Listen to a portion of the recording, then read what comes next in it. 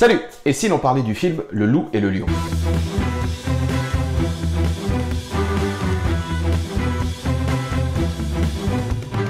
Après le succès de son précédent film Mia et le Loup Blanc, le réalisateur Gilles Demestre est de retour avec Le Loup et le Lion qui sortira le mercredi 13 octobre. C'est un film d'aventure familiale sur l'amitié improbable entre un louveteau et un lionceau qui vont apprendre à grandir ensemble. Mais à la différence de Mia et le Lion Blanc, ici nous avons un film qui est encore plus focus sur la protection animale. On y parle de la manière les bêtes sont traitées dans le milieu du cirque et des fourrières. Le film a été tourné sur plusieurs années afin de réellement permettre aux animaux de grandir ensemble, afin qu'une vraie complicité se crée entre les deux. Mais c'était un pari risqué car aucune étude animalière ne garantissait que cela fonctionnerait. Et pour en savoir plus sur le film, j'ai eu la chance de pouvoir m'entretenir en tête-à-tête avec le réalisateur Gilles Demestre. Et ma première question a été simple, je lui ai demandé d'où venait l'idée du film. Alors le sujet est arrivé vers moi parce que en fait, bon, d'abord avec ma femme qui écrit les scénarios qui s'appelle Prune, on est très tourné vers les problématiques d'environnement, de nature, d'écologie, d'animaux, de faune, enfin bon, voilà, de protection animale. Et donc c'est des thématiques qui nous inspirent beaucoup. Donc on est toujours évidemment en train de travailler sur ça.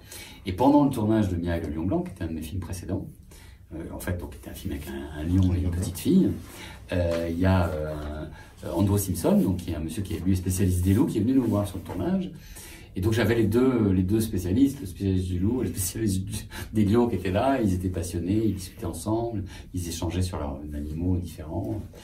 Et puis c'est là où l'idée m'est venue en les voyant en fait. J'ai dit pourquoi on ferait pas un film? On ferait en fait la rencontre de ces deux grands prédateurs mythiques, quoi, le loup et le lion. D'accord. Et ils ont été enthousiastes, et voilà, et on est parti. Et derrière ça, on s'est dit que d'abord on pouvait parler de ces deux animaux qui étaient menacés. On pouvait parler de leur rencontre.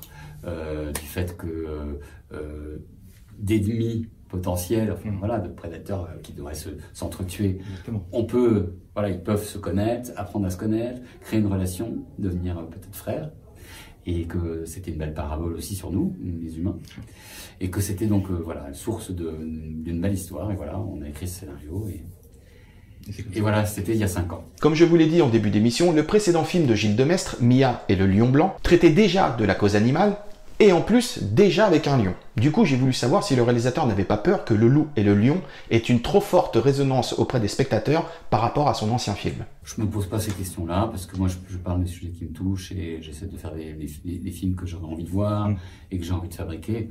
Donc c'est vrai que beaucoup de gens m'ont demandé une suite à Mia et le Lion Blanc, et il n'y en aura jamais, parce que c'est très compliqué, c'est des films uniques, qui sont une telle entreprise, c'est des années de travail, c'est tellement compliqué à faire, qu'on ne peut pas faire des suites. Mais les thématiques, en revanche, que ces films proposent, moi, me touchent. Donc, j'ai aucune raison, finalement, de ne pas continuer à parler des choses qui m'intéressent. Je fais plein d'autres choses par ailleurs aussi. Donc, je me suis pas dit, tiens, voilà, il faut faire quelque chose de différent. On parle des choses dont on a envie de parler. C'est vrai que Le Loup et le Lion est très différent de Mia, et à la fois, il est dans le même état d'esprit. Le prochain qu'on prépare, lui, sera peut-être presque plus proche de Mia, dans l'idée de faire une suite, mais qui n'est pas du tout une suite, qui est complètement autre chose. Mais voilà, mais à travers ça, je trouve que on parle de nous en miroir avec ces histoires-là. C'est des fables. Elles sont destinées aussi finalement à pouvoir partager entre plusieurs générations ces problématiques-là, que les enfants puissent en parler avec leurs parents, leurs grands-parents autour du film. Je sais que Mia a beaucoup suscité ça. Après, les enfants ont beaucoup parlé avec leurs parents de tout ça, ont revu le film, au moment de l'histoire, le soir au lit, on en parlait. Celui-là, il suscite presque plus d'émotions encore que n'avait suscité Mia chez un public jeune. Donc c'est très bien parce que c'est sans être didactique, sans être moralisateur, sans essayer de faire des thèses, à travers ces films-là, et par l'émotion, par l'aventure, etc., on peut poser des questions qui sont très graves et qui sont déterminantes pour l'avenir de l'humanité. Donc moi, je continue là-dessus. Voilà, c'est des sujets qui me touchent, donc j'en parle comme ça. Le Loup et le Lion est un film familial qui traite d'un sujet important qui est la cause animale. C'est d'ailleurs un thème qui peut être souvent choquant à l'écran car il n'est jamais évident de montrer des animaux en souffrance. Donc j'ai voulu savoir quand ils écrivaient le film avec sa femme, est-ce qu'ils pensaient tout de suite à une écriture familiale ou est-ce que cela venait au fur et à mesure et que c'était en fait dans leur ADN? On pense à plein de choses. D'abord, nous on a 6 enfants. Donc nous, en fait, on pense pas à faire un film comme ci ou comme ça, on pense surtout à leur parler à eux, on les connaît. Prune, elle écrit les scénarios, en racontant les moments, les histoires aux enfants. Ils donnent leur avis, ils réagissent. Après, ils sont là sur le tournage, ils voient les rushs. Donc c'est aussi finalement quelque part un travail familial. On fait ça ensemble. Donc évidemment, moi j'ai envie de toucher mes enfants. Puis si ça dépasse ce cadre-là après, bah, tant mieux. Donc on n'est pas dans un calcul, on est plutôt dans un partage, dans une aventure d'une famille qui raconte des histoires et puis qui essaie de les raconter à tout le monde. On essaye aussi de se dire qu'un enfant de 5 ans peut voir notre film en étant touché, peut-être en ayant peur par moment, en étant dans le suspense, mais on veut aussi que son père, sa mère ou ses grands-parents puissent aussi passer 1h30 sans s'ennuyer, parce que nous on va souvent au cinéma avec les enfants. Et on aime bien voir des films où les enfants sont contents, mais aussi nous on a passé un bon moment, et c'est pas forcément évident. C'est même très compliqué à faire.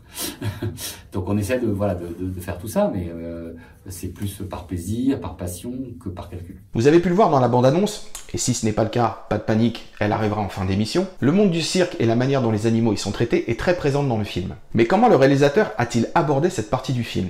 Était-ce un vrai travail de recherche sur le monde circassien, ou y avait-il une part de fantasme sur ce que l'on peut entendre sur ce monde-là? D'abord, c'est pas tous les cirques.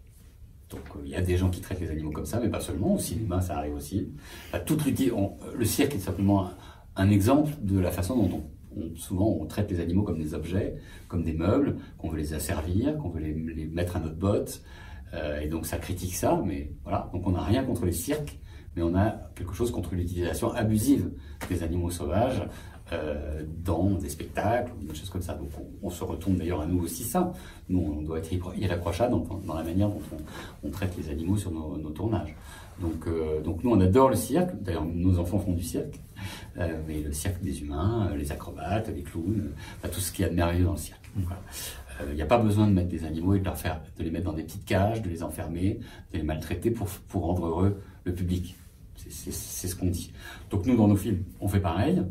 On essaie d'être irréprochable en termes d'éthique, en termes de respect des animaux, en termes de confort. Donc on ne fait pas de dressage, on ne leur impose rien, on essaie de s'adapter à eux, on essaie de les mettre en confiance et en condition pour qu'ils puissent donner le meilleur d'eux-mêmes devant la caméra.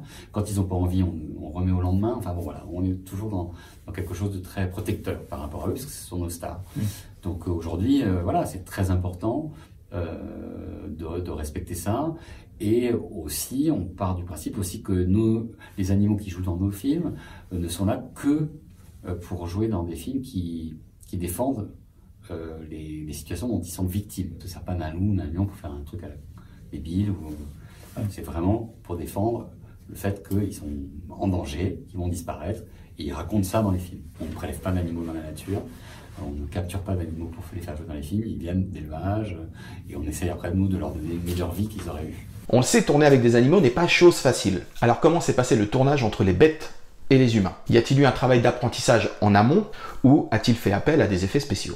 C'était vraiment l'enjeu de Mia et le lion blanc, c'était vraiment de créer une relation entre un enfant et un lion, et on l'a fait. Elle a passé 3 ans, les 3 ans de tournage collé aux animaux jour après jour. Donc c'était quelque chose de très important pour le film. Là, l'enjeu de ce film-là, c'était la relation entre le loup et le lion. Bon, c'était ça le pari. Est-ce que ça allait marcher? Est-ce que ces deux grands prédateurs allaient trouver des terrains d'entente et allaient pouvoir être ensemble, sans danger, et puis être heureux ensemble? Et donc on s'est vraiment concentré là-dessus. Après, Molly, elle a fait un travail pour pouvoir être avec eux, peut-être moins proche que ce qu'on a fait dans Mia et le lion blanc. Elle n'était pas dans des enjeux de contact très, très forts, mais en tout cas d'être avec eux en confort, de pouvoir jouer avec eux sans danger. Donc c'est ça qu'elle a créé. Donc elle a passé beaucoup de temps aussi à les voir, à les soigner, à s'occuper d'eux, mais peut-être un peu moins que ce qu'on avait fait sur Mia. Mais ça, c'est pas truqué. Après, les autres acteurs, non. Donc tout le reste, effectivement, a été truqué, puisque les animaux ne peuvent pas approcher des gens qu'ils connaissent pas. Le personnage d'Alma, qui est joué par Molly Kunz dans le film, est une pianiste hors pair et une amoureuse des animaux. Du coup, était-il important pour le réalisateur de trouver une actrice qui, dans la vraie vie, avait ces deux compétences? Il se trouve qu'elle joue du piano, plutôt bien. Et que donc mais en fait c'est plus une contrainte qu'autre chose. Et d'ailleurs c'était le seul moment où on a une tension tous les deux. C'est que le morceau est très compliqué dans le film. C'est un morceau de Mendelssohn qui est évidemment un morceau qui peut être joué bien que par des grands pianistes. Elle joue très bien, mais elle est quand même obligée d'être très concentrée. Donc en fait elle voulait le jouer, Et en voulant le jouer, elle ne jouait plus la comédie, parce qu'elle était concentrée sur le piano. Donc je lui disais, attends, t'es pas là pour faire un concert, t'es là pour jouer la comédie. Et elle voulait faire bien, parce que c'est les Américains veulent tout faire bien. Et voilà, donc après elle a compris, donc, et alors qu'elle joue très bien du piano et qu'elle connaissait le morceau, elle a fait n'importe quoi. Et après, les mains, on a fait jouer une vraie pianiste. Donc ça, c'est le cinéma. Et voilà, ça sert à rien d'essayer de... Voilà. Après, effectivement, quand on choisit une actrice pour ce genre de film, on est obligé de voir si cette personne va être à l'aise avec les animaux, parce que c'est un enjeu, évidemment, c'est l'enjeu du film. Donc à partir du moment où moi j'ai choisi des acteurs qui me plaisent, et elle me plaisait vraiment, bah, je les emmène voir des animaux, parce qu'elle ne les connaissait pas du tout, pour voir s'il y a quelque chose qui... Si d'abord elle n'a pas peur, si elle connecte avec l'animal, et si une relation est possible.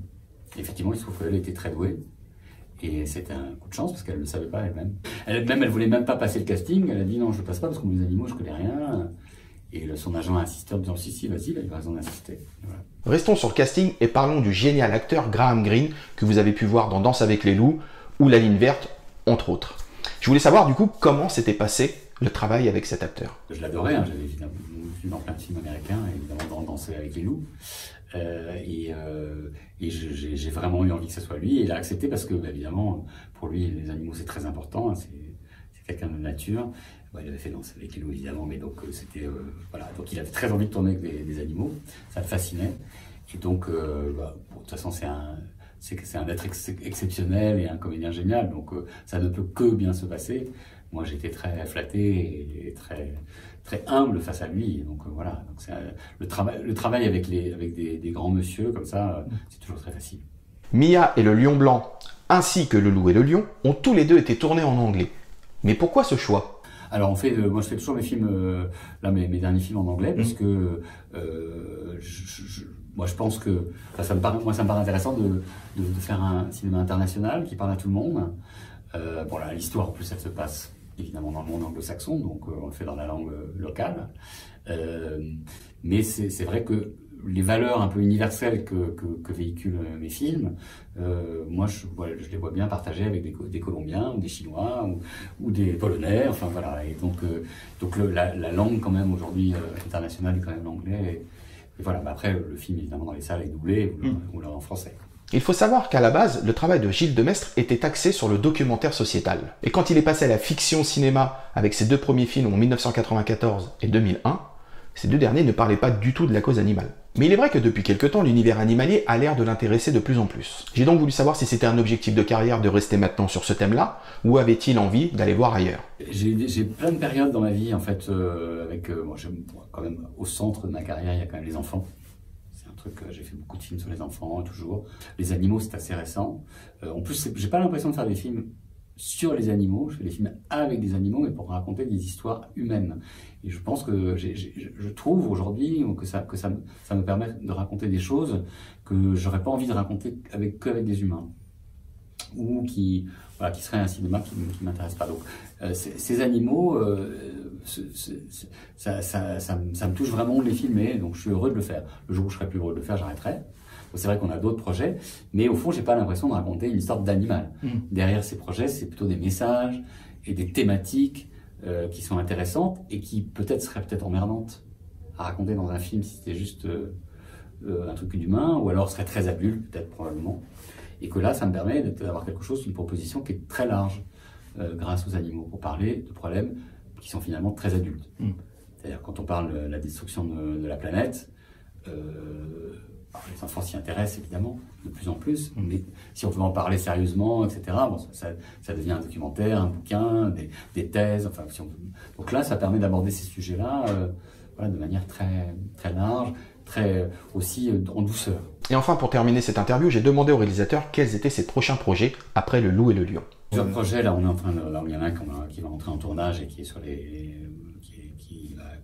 que vous verrez dans 2 ans, hein, qui démarre et qui est sur les problèmes de déforestation, de forêt amazonienne, etc. Donc c'est une comédie autour de ces problématiques-là, donc qui a priori sont des problématiques très rébarbatives, compliquées, et qu'on va traiter avec de la comédie. Donc là, il y a beaucoup d'humains.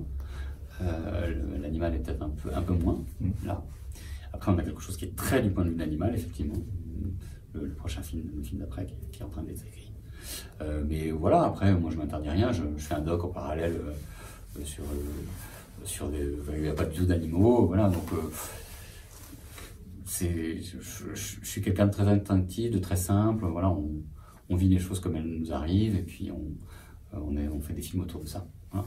Pour conclure, Le Loup et le Lion est une formidable leçon sur l'amitié, la tolérance et la différence. C'est d'ailleurs un film qui devrait avoir encore plus de résonance sur notre société. Car quand on voit que deux animaux sauvages que tout oppose arrivent à avoir des liens si forts, il serait peut-être temps que nous, humains, y arrivions aussi. Voilà, ainsi s'achève ce nouveau numéro de Et s'il en parlait d'eux. Comme d'habitude, je vous invite à vous abonner à ma chaîne YouTube, si c'est pas déjà fait, et d'aller visiter le site internet damiencinematicuniverse.com pour rester à la pointe de l'actu de la pop culture. Et enfin, vous pouvez toujours me suivre sur les réseaux sociaux, et on pourra communiquer entre nous. Moi, je vous laisse avec la bande-annonce de Le Loup et le Lion, qui sortira le mercredi 12 octobre, et n'oubliez pas, allez au cinéma. Salut! Nos condoléances pour votre grand-père. J'avais plus que lui. Ton grand-père ne faisait jamais rien comme tout le monde. Je me suis fait une nouvelle copine. C'est une louve. Elle vient souvent me voir.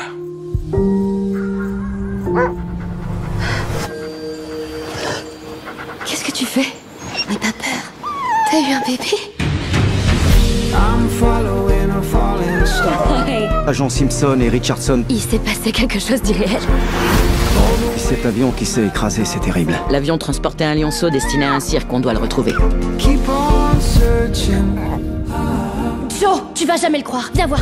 Il y a un louveteau, un lionceau et... Bon sang, qu'est-ce que c'est que ça? C'est une copine de grand-père. Quoi? Ils sont inséparables. La louve est pas revenue. Je vais devoir m'occuper d'eux. Vous n'avez aucun droit sur ces bêtes. Rendez-moi mon lion. Je vous promets qu'il vous arrivera rien. Comment tu t'en occuperas quand ils seront adultes? Je dois les protéger. Ils s'adorent. Je vais récupérer mon lion d'une manière ou d'une autre.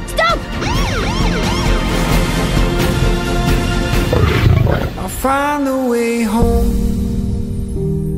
Find a way